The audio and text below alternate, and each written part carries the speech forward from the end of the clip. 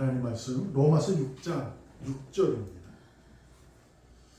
우리가 알거니와 우리의 옛사람이 예수와 함께 십자가에 못 박힌 것은 죄의 몸이 죽어 다시는 우리가 죄에게 종노릇하지 아니하려 함이니. 아멘. 기적의 삶이라는 제목입니다. 우리가 조금 이제 신앙을 가지고 살아갈 때 우리가 세상 속에 살아가면서도 우리가 좀 마음에 두어야 할 일은 세상의 단어와 하늘의 단어가 어차피 성경이라는 글로 있는 것이고 사람의 번역으로 있기 때문에 이해할 수 있는 단어로 쓰여진 것은 사실입니다. 그러나 세상에 쓰여진 그 단어가 사용되는 의미와 성경에서 쓰여진 단어의 의미는 모두가 다른 건 아니지만 의미가 좀 많이 다릅니다. 그래서 기적이라는 이 삶을 이것을 가지고 세상에서 말하는 기적은 처음 겪는 이상한 경험해지 보지 못한 그런 것을 말하는 것이고, 우리가 성경에서 기적이라는 것은 하나님의 역사로 우리가 이해하는 겁니다. 하나님의 역사로 이해하는 것이어야 우리가 이 세상에 살아갈 때 세상에 속해 있지만 하나님의 역사를 속에서 내가 하늘의 소망을 두고 살아가는 삶이 될 수 있는 그러한 의미를 가진 기적이라는 거죠. 그래서 우리가 세상 사람들이 오해하는 것이 바리새인들, 유대인들도 예수님에게 가장 원했던 것은 기적을 자꾸 베풀라는 거였어요. 기적을 보여달라, 기적을 보여달라. 근데 이제 그것이 예수님이 말씀하신 거 우리가 아니까 그런 거 우리에게도 마찬가지예요. 너희에게 뭐가 어떤 뭐 이상한 거 그런 걸 자꾸 얘기하는 경우가 있어요. 오늘 우리는 잘 아실 하나님의 역사라고 했어요. 하나님의 역사는 우리에게 기적의 삶, 기적으로 그 삶을 살아가게 하신 거죠.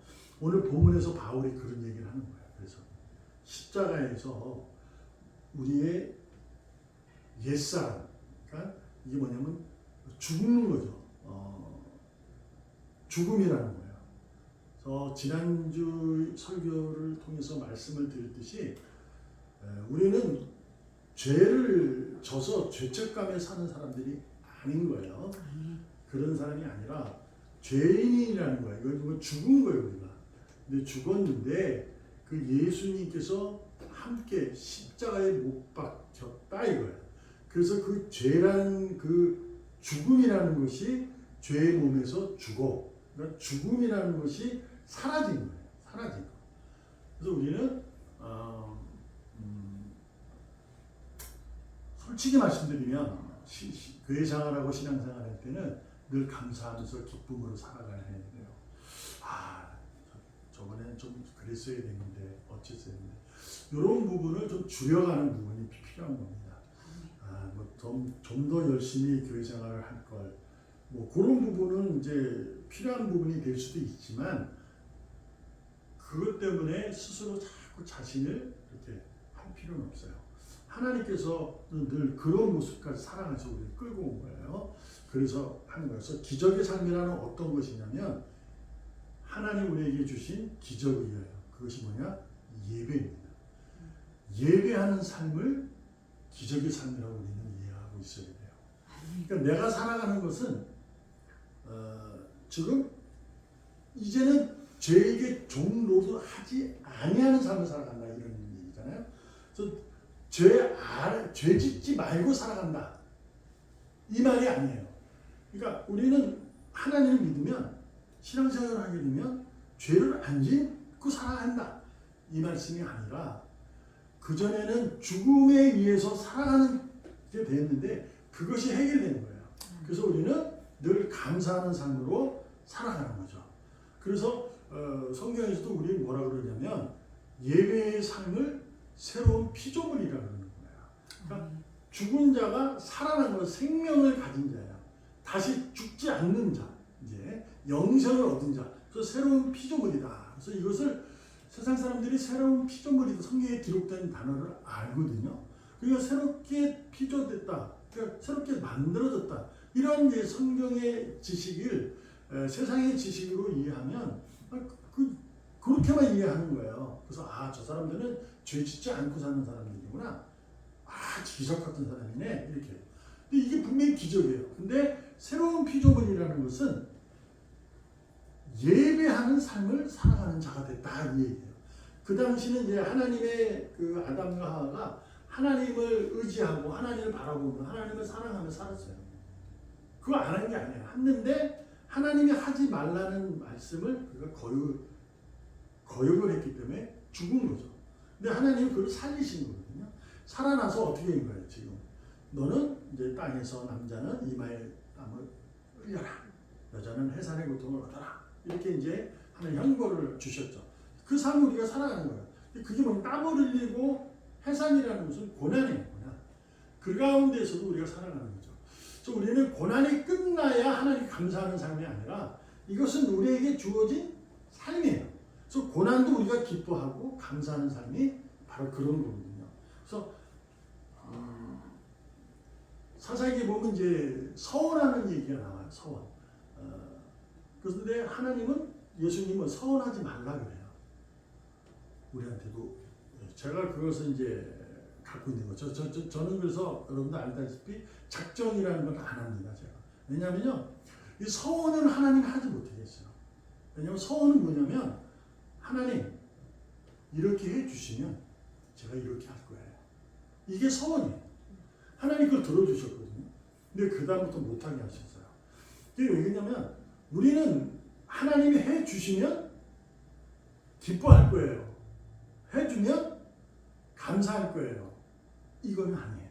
이런 삶이 아니라 우리는 늘 죄의 종로도 하지 않는 새로운 피조물로 기적의 삶을 살아가는 거죠. 그래서 세상이 우리를 봤을 때 이해할 수 없어요. 왜냐하면 고난인데도 뭐 한다? 예배드리는 거예요. 예배자가 되는 거죠. 이게 뭐냐면 고난인데 어떻게 사느냐? 예배라는 것은 지금 오늘 우리가 이렇게 형식을 두고 하잖아요. 이런 삶만 얘기하는 것이 아니라 기적이라는 삶이 뭐냐면 내가 지금 고난이에요. 고난 좀 힘들어요. 세상에 봐서도 힘들고 내가 물질적 세상적으로 힘들어요. 그런데도 불구하고 나는 예배자로 살아가요. 그게 뭐냐면 하나님을 높이고 그분을 섬기고 살아가는 삶을 우리가 살기 때문에 우리가 기적의 삶이라는 거죠. 그래서 기적의 삶은 곧 예배의 삶이죠. 그래서 죄 아래 살지만 우리가 세상에 살지만 하늘을 소망을 두고 살아가는 자가 되는 거죠. 이것은 어떤 거냐? 세상에서 내가 끌려다니는 삶을 사는 게 아니라 그 얘기예요. 그러니까 여러분도 저도 마찬가지지만 죄 안 짓고 우리가 못 살아요. 우리가 어떻게 죄를 안 져요? 여러분 간단하게 거짓말 한 잔에 한 번씩은 다. 그거 한 번 죄예요. 그렇잖아요? 성경에 거짓말 하지 말라고 돼 있는. 근데 뭐냐면 그 죄를 질 수도 있는데 그 죄 종로로 타면 안 돼요. 거기 끌려다니면 안 돼요. 그 세상에 끌려가는 삶이 아니라 하나님이 주시는 은혜로 세상을 이끌고 가는 사람이 되어야 되는 거죠. 이끌고 가는 사람이에요. 그러면 뭐 좀 힘도 있어야 되고 뭐 그러면 좋죠. 그러나 이게 성경적 의미, 하나님 우리에게 원하시는 것은 바로 무엇이냐? 예배입니다.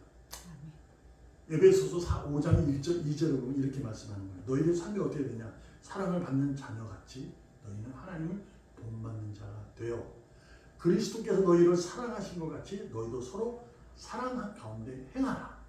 그는 우리를 위하여 자신을 버리고 향기로운 제물과 희생 제물로 하나님께 드리셨습니다. 자신을 버리고 향기로운 제물과 희생 제물 뭐예요? 예배입니다. 예수님께서 이 사실을 드러낸 거예요. 이것이 사랑이잖아요. 십자가의 사랑이에요. 세상은 그것을 거리끼고 이상하게 여기고 도대체 이해할 수 없는 거예요. 그러나 그 십자가의 제물로 돌아가신 자체가 사랑이에요. 예배입니다. 하나님께 드리셨으니까요. 왜냐하면 하나님이 원하신 것을 하나님이 계획하신 대로 자신을 내어드리는 거죠. 우리가 이 삶을 사는 거예요. 그래서 기적의 삶이라는 거예요. 세상 사람들이 우리 보고 기적이 무엇이냐고 기적 같은 삶이 당신 교회에서 헌금 많이 뭐 얻은 게 뭐가 있어? 라고 물어볼 수 있어요. 너 해서 너 교회 열심히 다녀서 너한테 이게 뭐가 있어? 교회 가면 빵이 나오냐 떡이 나오냐 하는 사람도 옛날에 많았습니다. 또 저는 얘기해요. 교회 가면 빵 나오고 떡 나와요. 점심 먹잖아요.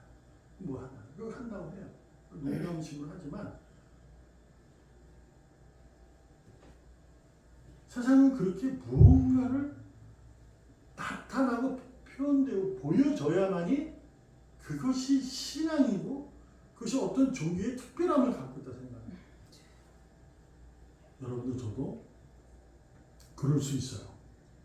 근데 이 시간부터 우리는 애초에 기적의 삶을 살도록 하나님이 계획하신 거예요. 아멘. 우리는 예배자로서 오늘도 감사하며 사는 거죠.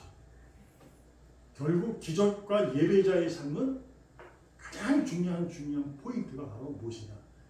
자기의 것을 포기하는 삶. 이것을 그래서 기적이라는 거예요. 예수님도 자기의 것을 포기하셨어요. 그렇잖아요.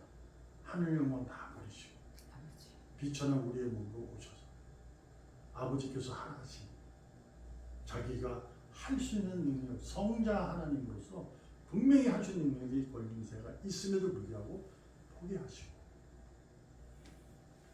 세상을 향해서 이끌고 가는 거죠. 그게 뭐냐면 세상에 사랑을 드러내시고 여러분도 저도 오늘도 기적의 삶을 살아가는 예배자로서 내 것보다는 하늘의 것을 기뻐하시고 감사하시면서 소망이 넘치는 삶으로 세상에 이끌고 가는 우리가 되기를 축복합니다. 아멘. 기도하겠습니다. 살아계시는 하나님 아버지 감사합니다. 오늘도 우리는 다시금 생각합니다. 주님이 나를 위해 죽으셨다는 것, 내 죄를 위해 죽으셨다는 것, 그래서 내가 죽음이라는 것이 해결되고 구원받았다는 것, 결국 새로운 피조물로 생명을 얻은 것인 줄 믿습니다. 생명을 얻은 자에게는 아버지 하나님께서 그리스도 안에서 두 의로운 뜻이 있다고 합니다. 그것이 바로 기뻐하고 감사하고 기도하는 것이라 말씀합니다. 오늘도 하나님을 높여드리는 우리의 삶이 되는 기적의 삶, 예배자의 삶이 되게 하여 주시옵소서. 살아계시는 예수님의 이름으로 감사하며 기도합니다. 아멘. 아멘.